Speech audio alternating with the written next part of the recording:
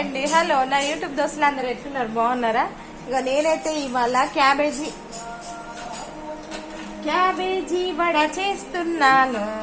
ఇక ఇవాళ సాటర్డే కదా, సరేలే ఏదో ఒక స్నాక్ ఐటమ్ ఈవినింగ్ టైం చేసుకుందామని క్యాబేజీ వడ చేస్తున్నాను. అక్క వాళ్ళ ఇంట్లో అయితే అందరం ఒక 5 తినేసి ఈ పూటకు మా డిన్నర్ కానిచ్చేస్తాము.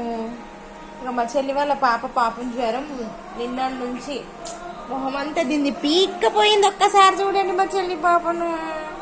పాపం మొహం ఏంటంటే నీకు మొహం పీక్కపోయింది కదా, పీకపోయింది.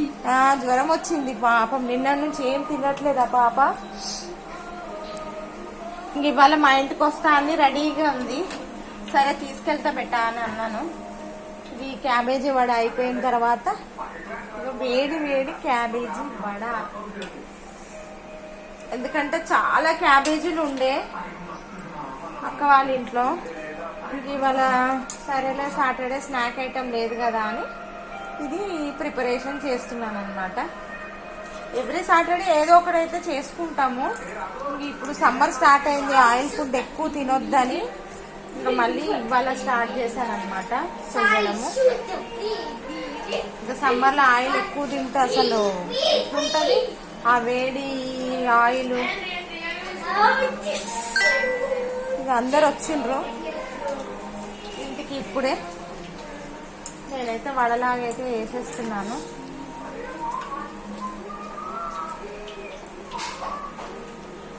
మీరు కూడా ఎప్పుడన్నా ఇట్లా క్యాబేజ్ ఎక్కువ అయితే శనగపిండి, పప్పు కాదు సారీ, శనగపిండి, బియ్యం పిండి, కొత్తిమీర, పుదీనా, ఇందులో కొత్తిమీర, పుదీనా, కరివేపాకు, కొంచెం తినే సోడా వేసిన అనమాట.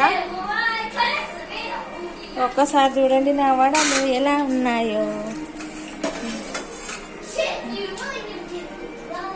ఒక్కసారి ఇవి వేడివేడిగా వేస్తూ అందరికి ఇస్తుంటేనే తింటారు. ఇక మా ఆయనకైతే ఇస్తున్నాను. తీసుకున్నారు పండు తీసుకో ఒకటి. ఇక సోనా తీసుకో, సన్న తీసుకో. కాలుతున్నాయి. కూర్చో అక్క దగ్గర కూర్చో. అది అద్దుకొని నేను సాస్ అద్దుకొని నేను. మా చెల్లి పాప అసలు తినదు, అట్లాంటివి బాగానే తినడానికి తీసుకుంది. ఇక నేనైతే ఇది ప్రిపేర్ చేస్తున్నాను. ఇక నేను కూడా వేడివేడిగా వేస్తూనే తినేస్తాను, అట్లయితేనే బాగుంటాయి. ఇక అన్ని వేసి తిని చల్లారితే బాగుండదు. ఇది ఎప్పటికప్పుడు తింటేనే బాగుంటుంది ఈ క్యాబేజీ వడ. ఓకేనా, బాయ్ మరి.